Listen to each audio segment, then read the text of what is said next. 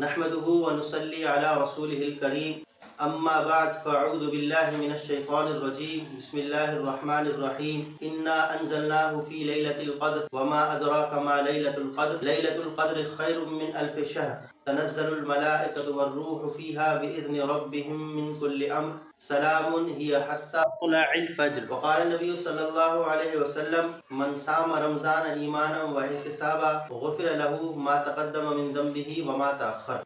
میرے محترم بھائیو، دوستو، بزرگوں، جیسا کہ ہم سب کے علم کے اندر یہ بات ہے کہ یہ رمضان المبارک کا بابرکت مہینہ چل رہا ہے۔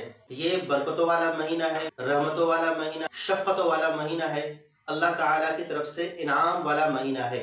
لیکن اس مہینے کے اندر ایک رات ایسی رات ہے جسے ہم شب قدر کہتے ہیں۔ تو شب قدر یعنی لیلۃ القدر یہ رمضان المبارک کی وہ بابرکت رات ہے کہ جس رات کو 1000 مہینوں سے بہتر قرار دیا گیا ہے۔ اور یہ رات رمضان المبارک کے آخری عشرے کی طاق راتیں ہیں، 21، 23، 25، 27 اور 29 ان طاق راتوں میں آتی ہے۔ اور اس رات میں عبادت کا جو ثواب ہے وہ 1000 مہینوں سے زیادہ بتایا گیا ہے۔ چنانچہ اللہ رب العزت نے قرآن مجید کے اندر اس رات کی فضیلت کو بیان کرتے ہوئے فرمایا انا انزلناہ فی لیلۃ القدر وما ادراک ما لیلۃ القدر لیلۃ القدر خیر من الف شہر تنزل الملائکۃ والروح فیہا باذن ربہم من کل امر سلام ہی حتی مطلع الفجر۔ اللہ رب العزت فرماتے ہیں کہ بے شک ہم نے قرآن کو شب قدر میں نازل کیا۔ پھر اللہ فرماتے ہیں تمہیں کیا خبر یہ شب قدر کیا ہے؟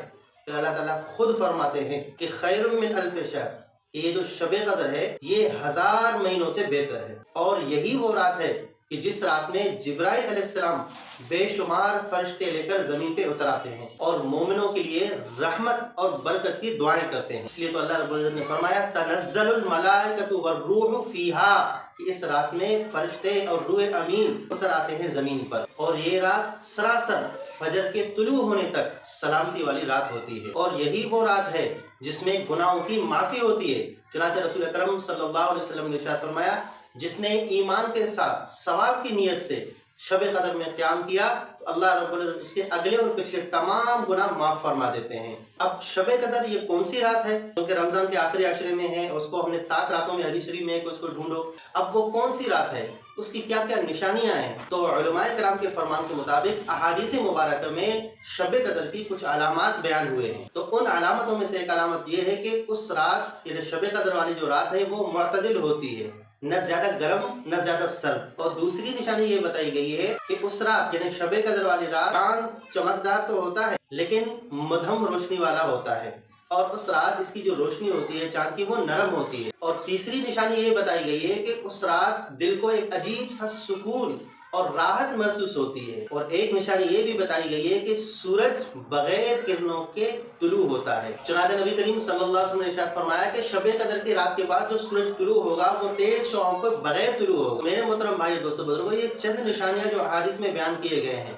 تو یہ جو رات جس رات کو جب ہم پائیں اس میں ہم خوب عبادت کی کوشش کریں۔ اس رات ہم سے جتنا ہو سکے حسب توفیق نوافل اور تہجد کی پابندی کریں، اور نہ ہو تو کم از کم 2 رکعت اس نیت سے پڑھ کے سوئیں۔ اور اس رات میں قرآن مجید پڑھنا، سننا اور سمجھنا یہ افضل قرار دیا گیا ہے کہ جتنا ہم سے ہو سکے قرآن مجید پڑھیں، سنیں اور سمجھیں قرآن مجید کو۔ خصوصاً سورہ قدر، سورہ یاسین، سورہ دخان، سورہ رحمان، سورہ ملک، ان صورتوں کا اہتمام کریں۔ اور یہ بھی کوشش ہو کہ اس رات میں کثرت سے دعائیں کریں۔ اس لیے روایت میں آتا ہے کہ حضرت امی عائشہ رضی اللہ تعالیٰ عنہ نے حضور اکرم صلی اللہ علیہ وسلم سے پوچھا اللہ کے رسول اگر مجھے شب قدر والی جو رات ہے وہ ملے تو میں اس میں کیا کروں، کون سی دعا پڑھوں؟ تو آپ صلی اللہ علیہ وسلم نے فرمایا اللہم انکا عفو تحب العفو فاعف عنی، اس دعا کا اہتمام کریں۔ اور ساتھ ساتھ میں استغفار اور توبہ کا بھی اہتمام ہو کہ اللہ رب العزت سے اپنے تمام گناہوں کی معافی طلب کریں۔ استغفر اللہ العظیم واتوب الیہ، استغفر اللہ الذی لا الہ الا هو الحی القیوم، استغفر اللہ ربی من کل ذنب،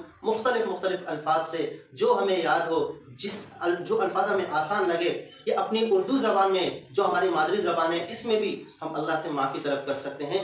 خصوصاً اس رات میں کثرت سے اللہ سے معافی طلب کریں۔ اور میرے بھائی دوستو بزرگوں، اس رات میں خصوصاً ہم درود شریف کی بھی پابندی کریں، کیونکہ نبی کریم صلی اللہ علیہ وسلم پر درود بھیجنا یہ عبادت کا بہترین ذریعہ ہے۔ اور ساتھ ساتھ ہم صدقہ اور خیرات کا بھی اہتمام کریں کہ اس رات میں دیا گیا صدقہ جو ہے اور دی گئی جو خیرات ہے وہ کئی گنا اللہ اسے بڑا چڑھا کر ہمیں لوٹا دیتے ہیں۔ تو صدقہ کرے، خیرات کرے، کسی ضرورت مند کو کپڑا لے کر دینا، پانی پلانا، کھانا کھلانا، بہت ساری چیزیں جو ضرورت زندگی میں ہے ہم یہ کر سکتے ہیں۔ تو میرے محترم بھائی دوستوں بزرگوں، یہ شب قدر ہے، اس کی فضیلت ہے، اس کے اندر یہ عبادت ہمیں کرنی ہے۔ اور میرے محترم بھائی دوستوں بزرگوں، میں نے جیسے شروع میں عرض کیا، شب قدر کو ہم جو تلاش کریں گے، اس رات کو ہم طاق راتوں میں تلاش کریں گے، 21، 23، 25، 27، 29، ان راتوں میں ہم اس کو تلاش کریں گے، اور اسپیشلی ان راتوں میں زیادہ سے زیادہ عبادت کرنے کی ہم کوشش کریں۔